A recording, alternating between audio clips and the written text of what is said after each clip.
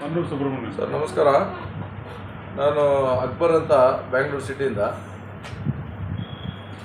ಆಂಧ್ರ ಪ್ರದೇಶದಲ್ಲಿ ನೆಲ್ಲೂರು ಡಿಸ್ಟಿಕ್ಕಿಂದ ಈ ವ್ಯಕ್ತಿ ಮಣ್ಣೂರು ಸುಬ್ರಹ್ಮಣ್ಯಂ ಅಂತ ರವೀಂದ್ರ ಭಾರತಿ ಎಜುಕೇಷನಲ್ ಇನ್ಸ್ಟಿಟ್ಯೂಷನ್ದು ಚೇರ್ಮನ್ ಆಗಿರ್ತಾರೆ. ಈತ ಅವರ ಶಾಲೆಗಳಲ್ಲಿ ಓದ್ತಾ ಇರುವ ಸ್ಟೂಡೆಂಟ್ಸದು ಪೇರೆಂಟ್ಸ್ ಹತ್ರ ಸುಮಾರು ಒಂದು 40 ಕುಟುಂಬಸ್ಥರ ಹತ್ರ ಒಂದು 100ಕ್ಕೂ ಹೆಚ್ಚು ಕೋಟಿ ರೂಪಾಯಿನ ಸಾಲ ಪಡೆದುಕೊಂಡು ಒಂದು 12 ವರ್ಷ ಆಗಿದೆ. ಸೊ ಅವ್ರ ಹತ್ರ ಈ ಸ್ಕೂಲ್ದು ಡೆವಲಪ್ಮೆಂಟ್ಸಿಗೆ ಅಂತ ಬಿಟ್ಟು ದುಡ್ಡನ್ನು ಇಸ್ಕೋತಾರೆ ಸ್ಟೂಡೆಂಟ್ಸು ಪೇರೆಂಟ್ಸ್ ಹತ್ರ. ಒಬ್ಬೊಬ್ಬರ ಹತ್ರ 3 ಕೋಟಿ 2 ಕೋಟಿ 5 ಕೋಟಿ 4 ಕೋಟಿ ಅಂತ ಬಿಟ್ಟು ಈ ಥರ ಟೋಟಲ್ ಮೋರ್ ದೆನ್ 100 crores ಅಮೌಂಟನ್ನು ಸಾಲ ಪಡೆದುಕೊಂಡು ಅವರಿಗೆ ಯಾವುದೇ ರೀತಿಯ ದಾಖಲಾತಿಗಳನ್ನು ಕೊಡೋದಿಲ್ಲ ಮತ್ತು ಅಮೌಂಟನ್ನು ರಿಫಂಡಬಲ್ ಮಾಡಿರಲ್ಲ. ಒಂದು 10-12 ವರ್ಷದಿಂದ ಇದು ಪೆಂಡಿಂಗ್ ಆಗಿದೆ. ಮತ್ತು ಅವರು ದುಡ್ಡು ರಿಕವರಿ ಇಸ್ಕೊಳ್ಳೋಕ್ಕೆ ವಾಪಸ್ ಪಡ್ಕೊಳ್ಳೋಕೆ ಹೋದಾಗ ಈತ ಕರ್ನಾಟಕ, ಆಂಧ್ರ ಪ್ರದೇಶ, ತೆಲಂಗಾಣ, ತಮಿಳುನಾಡು ಹಲವಾರು ರಾಜ್ಯಗಳಲ್ಲಿ ಇವರಿಗೆ ಒಂದು 130ಕ್ಕೂ ಹೆಚ್ಚು ಬ್ರ್ಯಾಂಚ್ಗಳು ಇರೋದ್ರಿಂದ ಪ್ರತಿಯೊಂದು ರಾಜ್ಯದ ಮುಖ್ಯಮಂತ್ರಿ ಹೆಸರು ಅಥವಾ ಉಪಮುಖ್ಯಮಂತ್ರಿಗಳ ಹೆಸರು ಅಥವಾ ದೊಡ್ಡ ದೊಡ್ಡ ವ್ಯಕ್ತಿಗಳ ಹೆಸರು ಹೇಳಿ ಥ್ರೆಟನ್ ಮಾಡಿಬಿಟ್ಟು ಈ ಇನ್ವೆಸ್ಟರ್ಸ್ನ ಎದುರಿಸಿ ಓಡಿಸ್ತಾರೆ. ಇವರು ದುಡ್ಡನ್ನು ಯಾವುದೇ ಕಾರಣಕ್ಕೂ ವಾಪಸ್ ಕೊಡೋ ಇಂಟೆನ್ಷನ್ ಅವರಿಗಿಲ್ಲ. ಸೊ ರಾಧಾಕೃಷ್ಣ ಅಂತ ಬಿಟ್ಟು ಅವರು ಒಬ್ಬರು ಜವಾಬ್ದಾರಿಗೆ ಹೊಂದ್ಕೊಂಡು ಅವರ ಪರವಾಗಿ ಒಂದು 35 ಕೋಟಿಯನ್ನು ಇನ್ವೆಸ್ಟ್ ಮಾಡಿದ್ದಾರೆ. ಸೊ ಅದರೊಳಗಡೆ 35 ಕೋಟಿಯಲ್ಲಿ ಒಂದು 28 ಜನ ಇದ್ದಾರೆ ಟೋಟಲಿ. ಅವರ ಕುಟುಂಬಸ್ಥರು ಇವರು ಸುರೇಶ್ ಅಂತ. ಸೊ ಇವರಿಗೆ ಕನ್ನಡ ಬರೋಲ್ಲ, ತೆಲುಗಲ್ಲಿ ಮಾತಾಡ್ತಾರೆ. ಸೊ ಅದರಿಂದಾಗಿ ಈತ 420 ಕೆಲಸ ಮಾಡಿಕೊಂಡು ಈ ಎಜುಕೇಷ್ನಲ್ ಟ್ರಸ್ಟನ್ನು ನಡೆಸ್ಕೊಂಡು ಇವನು ಯಾರ ಕೈಗೂ ಸಿಗೋದಿಲ್ಲ. ಮತ್ತು ಇವನ ಈ ಮಣ್ಣೂರು ಸುಬ್ರಹ್ಮಣ್ಯಂ ಅನ್ನೋವನ ಚೇರ್ಮನ್ನಿನ ಒಬ್ಬ ಅಡ್ಮಿನ್ ಅಂತ ಬಿಟ್ಟು ಒಬ್ಬ ಫೋನ್ ಮಾಡ್ತಾನೆ, ಮುರುಗನ್ ಅಂತ. ಈತನೇ ಆ ಮುರುಗನ್, ಈ ಜುಬ್ಬ ಹಾಕ್ಕೊಂಡಿರೋನು, ರೈಟ್ ಸೈಡಲ್ಲಿ ಜುಬ್ಬ ಹಾಕ್ಕೊಂಡಿದ್ದಾನಲ್ಲ ಅವನು ಮುರುಗನ್ ಅಂತ. ಸೊ ಈತ ಫೋನ್ ಮಾಡಿ ಯಾರಾದರೂ ದುಡ್ಡಿನ ರಿಕವರಿಗೋಸ್ಕರ ರಿಕ್ವೆಸ್ಟ್ ಮಾಡಿದ್ರೆ ಈತ ಫೋನ್ ಮಾಡಿ ನಮ್ಮ ಕರ್ನಾಟಕ ರಾಜ್ಯದ ಉಪಮುಖ್ಯಮಂತ್ರಿಗಳಾದ DK ಶಿವಕುಮಾರ್ ಸಾಹೇಬ್ರ ಹೆಸರು ಹೇಳಿ ಥ್ರೆಟನ್ ಮಾಡ್ತಾನೆ. ಆ ರೆಕಾರ್ಡನ್ನು ತಾವು ಕೇಳ್ಬೋದು, ನಾನು ಆನ್ ಮಾಡ್ತೇನೆ.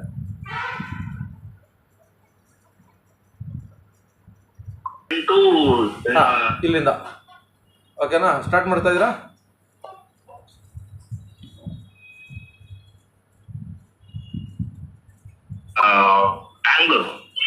Shivakumar sir, DK Shivakumar sir. Who Shivkumar sir means? Who tell me? Praveen. No. Which Shivkumar sir? Not sir, assistance has made, and we met in Home Minister's office and we closed there and we conducted meeting and clearly we mentioned and taken the letter, everything we explained there and given some amount and closed. After that they came to LP Nagar Commissioner office. Okay. These Radhakrishna, some other people. In the Commissioner office, Commissioner itself informed to Assistant Commissioner and CI Ashok Kumar, LP Nagar. Okay. There the interrogation has happened, everything has happened. Then they filed one case and we immediately lunch motion petition High Court is submitted. Then the High Court pending is there, that case is pending is there. After that they met Randir Reddy, Revant Shah's relative. ದುಡ್ಡು ರಿಕವರಿಗೆ invest ಮಾಡಿದವರು ರೀಪೇಮೆಂಟ್ಗೆ ಕೇಳಿದಾಗ ಈ ಮುರುಗನ್ ಅನ್ನೋವನು ಕರ್ನಾಟಕ ರಾಜ್ಯದ ಮಾನ್ಯ ಉಪಮುಖ್ಯಮಂತ್ರಿಗಳಾದ DK Shivakumar ಸಾಹೇಬ್ರ ಹೆಸರು ಹೇಳ್ತಾನೆ. Home ministers ಆಫೀಸಲ್ಲಿ ಕೂತ್ಕೊಂಡು ಸೆಟಲ್ಮೆಂಟ್ ಮಾಡಿದ್ದೀನಿ ಅಂತ ಹೇಳ್ತಾನೆ. ಆಮೇಲೆ LP ನಗರ್ ಕಮಿಷನರ್ ಆಫೀಸು ತೆಲಂಗಾಣದ್ದು ಅಲ್ಲಿ ಸೆಟಲ್ಮೆಂಟ್ ಆಯಿತು ಅಂತ ಹೇಳ್ತಾನೆ. ಆಮೇಲೆ ರಣಧೀರ್ ರೆಡ್ಡಿ CM ಸಾಹೇಬರು ಅವರ ತೆಲಂಗಾಣ ಅವ್ರದ್ದು CM ಸಾಹೇಬ್ರದ್ದು ಹೆಸರು ಹೇಳ್ತಾನೆ, ಎಲ್ಲ ಸ್ಟೇಟ್ ರಾಜ್ಯದ ಟಾಪ್ ಪೊಲಿಟಿಷಿಯನ್ಸ್ದು ಹೆಸರು ಹೇಳ್ಬಿಟ್ಟು ಇವನು ಥ್ರೆಟನ್ ಮಾಡ್ತಾನೆ ಜನರನ್ನು. ರೀಪೇಮೆಂಟ್ ಕೊಡೋದು ಯಾವುದೇ ಇವನಿಗೆ ಇಂಟೆನ್ಷನ್ ಇರಲ್ಲ. ಅದರಿಂದಾಗಿ ನಮ್ಮ ಒಂದು ರಿಕ್ವೆಸ್ಟ್ ಏನಂತಂದರೆ ಇವರಿಗೆ ಸೂಕ್ತ ಕ್ರಮ ತಗೊಂಡು ಈ ಅಮೌಂಟನ್ನು ಇನ್ವೆಸ್ಟ್ಮೆಂಟ್ ಮಾಡಿದವರ ಪಾಲಿಗೆ ತಲುಪಿಸಿದ್ರೆ ಭಾಳ ಅನುಕೂಲ ಆಗುತ್ತೆ. ಈಗ ಆಂಧ್ರದಿಂದ ಈಗ ಯಾರು ಇನ್ವೆಸ್ಟರ್ಸು ಇನ್ವೆಸ್ಟ್ ಮಾಡಿದ್ದಾರೆ ಸುಬ್ರಹ್ಮಣ್ಯಮ್ಗೆ, ಸೊ ಒಂದು 4-5 ಕುಟುಂಬಸ್ಥರು ಬಂದಿದ್ದಾರೆ. ಸೊ ಅವ್ರುಗಳು ಇದ್ದಾರೆ ಇಲ್ಲಿ, ಇವರೊಬ್ಬರು ಮತ್ತು ನಮ್ಮ ರೆಡ್ಡಿ ಅವರು ಇದ್ದಾರೆ. ಒಂದು 4-5 ಫ್ಯಾಮಿಲಿಗಳು ಅವರು ಬಂದವರೆ. ನಾಳೆ ಕಂಪ್ಲೇಂಟ್ ಕೊಡೋಕ್ಕೆ ಹೋಗ್ತಾ ಇದ್ದೀವಿ ಇಲ್ಲಿ. ಇದರಿಂದಾಗಿ ಈ ಇನ್ವೆಸ್ಟರ್ಸ್ದು ದುಡ್ಡನ್ನು ಅವರಿಗೆ ಹಿಂದಿರುಗಿಸಿ ಅವರಿಗೆ ನ್ಯಾಯ ಕೊಡಿಸ್ಬೇಕು ಅಂತ ವಿನಂತಿಸ್ತಾ ಇದ್ದೀನಿ. ಹೇಳಿ. ఈ ఫోటోలో కనబడుతున్న వ్యక్తి మన్నూరు సుబ్రహ్మణ్యము, ఎడ్యుకేషనలిస్టు. ఈ మధ్య పెద్ద పెద్ద పురస్కారాలు కూడా తీసుకున్నారు. కానీ అప్పులు తీసుకున్న వాళ్ళకి తిరిగి కట్టాలన్న ఇంకిత జ్ఞానం ఆయనకి లేదు.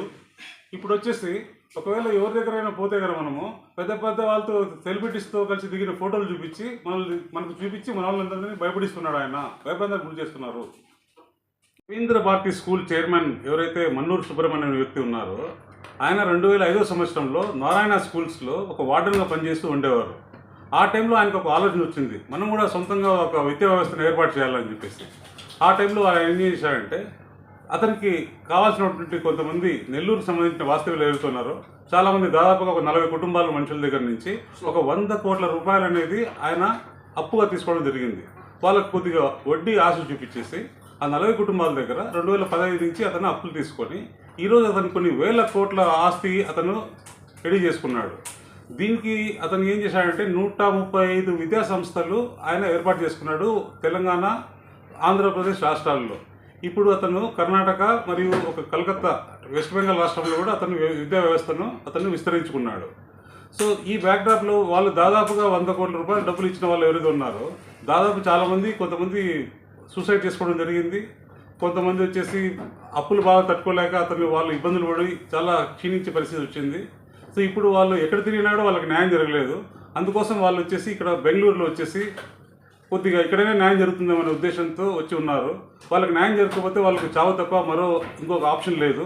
కాబట్టి దయచేసి వాళ్ళకి న్యాయం జరగాల్సిందిగా మనం కోరుకుంటున్నాము.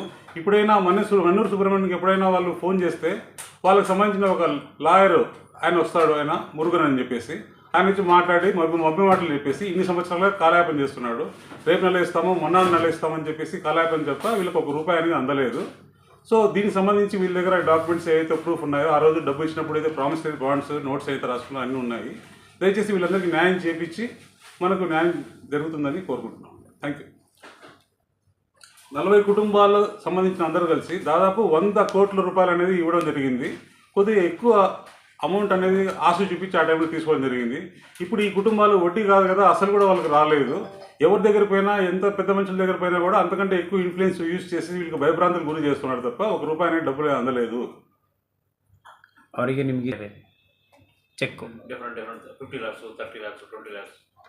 ಯಾವ ಭರೋಸೆ ಮೇಲೆ ದುಡ್ಡು ಕೊಟ್ರಿ ಸರ್ ನೀವು?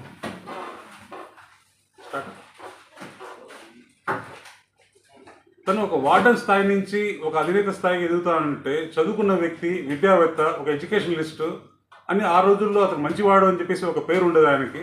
దాన్ని నమ్మి మనం అందరం కలిసి వాళ్ళకి డబ్బులు ఇవ్వడం జరిగింది.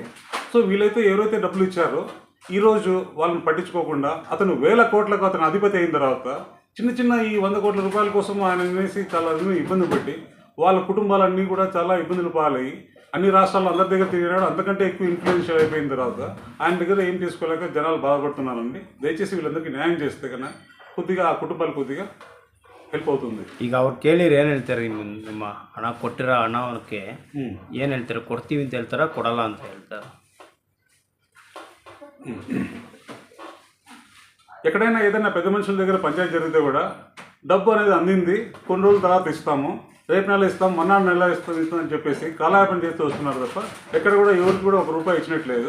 తన స్థాయి అనేది వేల కోట్లలో వెళ్ళిపోయిన తర్వాత వీళ్ళందరూ చిన్నగా కనపడుతున్నారు ఈరోజు. కాబట్టి కొద్దిగా వీళ్ళకి న్యాయం చేయాల్సింది కోరుతున్నాను. ಈ ವಿಡಿಯೋ ಮುಖಾಂತರ ತುಂಬ ಜನ ಮೋಸ ಹೋಗ್ತಾರೆ. ಅವ್ರಿಗೆ ಏನು ಹೇಳಕ್ಕೆ ಇಷ್ಟಪಡ್ತೀರಿ ನೀವು? వేరే ఎవరైతే ఈ మన్నూరు సుబ్రహ్మణ్యం ఉన్నాడో ఇతను మహా మోసగాడు అనేది మాకు నెల్లూరులో గూడూరులో సంబంధించి ఎవరైతే డబ్బులు ఇచ్చామో మాకందరికి తెలిసింది.